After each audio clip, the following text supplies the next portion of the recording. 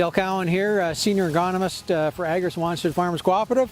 So we just showed you a video on vomitoxin on corn and how it infects, but I think before we leave the field, one of the strategies that we need to understand to help manage this disease in the field, first of all, you got to realize that there are no resistant corn hybrids. Any corn hybrid can succumb to this infection. It just needs certain ideal conditions. So when you're comparing hybrids this year that are infected or uninfected, they have to be in the same environment. You can't compare a hybrid 10 miles away that didn't get near the rainfall that perhaps you got on one of your fields. So you can only compare hybrids that are in the same environment. There certainly are differences in hybrids, not saying there aren't.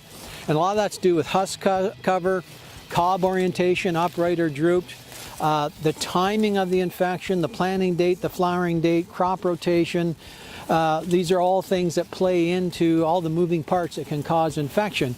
So knowing that there are no resistant hybrids, then one of the strategies for 2019, and the seed ordering season is coming upon us, one of the strategies has to be is multiple hybrids in the same field. So if you're getting a history of gibberella ear rots in your fields, then you need to spread that risk by planting more hybrids that have slightly different characteristics, different flowering dates, different cob orientation, different husk covers.